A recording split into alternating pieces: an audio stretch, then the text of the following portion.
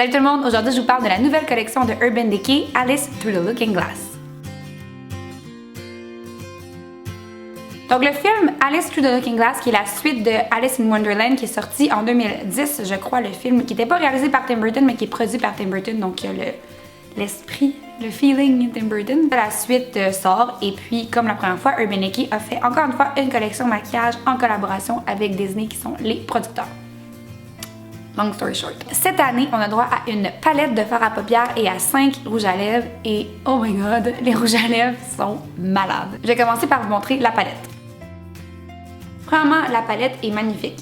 Quand vous l'ouvrez comme ça ici, vous avez le petit miroir et un magnifique papillon. C'est tellement cute. Et puis les ombres à paupières sont ici. Puis il y a aussi un pinceau dans la palette qui est, je crois qu'il est le même qui est dans la palette Smoky, puis c'est mon préféré. Vous avez dans le fond le petit bout comme ça qui est parfait pour faire le coin extérieur, un Smoky Eyes, même appliquer les ombres à paupières en dessous. Et vous avez l'autre côté, comme ça ici, qui est parfait pour estomper les ombres. Donc, petit pinceau, très cool. Comme vous voyez, c'est vraiment super coloré. On a un mélange de mat, de brillant et de pailleté, ce qui est pas mal souvent ce que Urban Decay nous donne dans le fond. Je vais les mettre sur mon bras pour que vous puissiez voir les couleurs parce que ça vaut vraiment la peine, c'est incroyable. Pour les deux premières rangées, on a Looking Glass, un petit rose pâle, Hatter, un vert émeraude, Lily, le reflet est vraiment rose mauve, c'est magnifique, ça fait un super bel illuminateur. Ensuite, il y a Heads Will Roll, émeraude un peu plus vers le bleu avec une paillette dorée dedans. Time, un bleu foncé brillant malade. Reflection, un corail mat. Gone Mad, un mauve foncé brillant. Duchess, qui ressemble beaucoup à Reflection mais qui est brillant. Bandersnatch, qui est un bleu foncé complètement mat. Et Dream On, qui est un mauve avec une paillette argentée.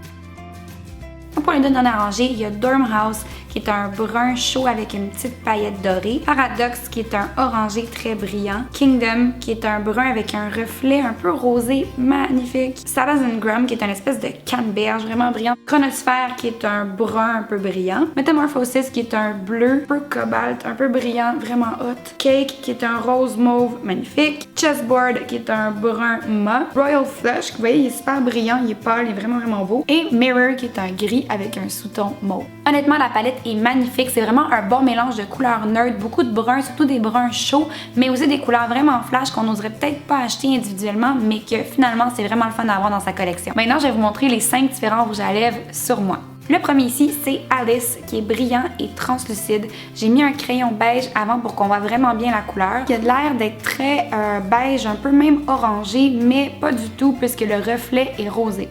Ensuite, vous avez Mirana qui est un mat métallique, donc qui est quand même brillant. C'est un mauve super foncé qui peut faire vraiment le bourgogne noir mauve. Je capote dessus et je l'ai porté il y a un petit moment au Gala Artiste, donc toute une soirée pendant des heures et des heures de temps et il tient super bien. Ensuite, vous avez Irakbet, je suis pas certaine du nom, mais c'est un rouge mat, mais c'est un rouge qui est vraiment en flash, qui a un tout petit peu de rose dedans. Et honnêtement, ça se peut que ça devienne mon nouveau rouge préféré ever de toute la vie. Et maintenant, on voit Mad Hatter qui est un mauve métallique.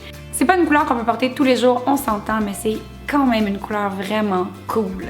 C'est un mauve qui est vraiment froid, c'est un mauve qui tire vers le bleu plutôt que vers le rouge. Le dernier, mais non le moindre, c'est Time, donc un peu la même couleur que l'ombre à paupières qui s'appelle Time, donc un bleu foncé avec un reflet métallique et honnêtement, c'est mon préféré, je capote dessus. J'ai toujours voulu avoir un rouge à lèvres bleu, now I got one.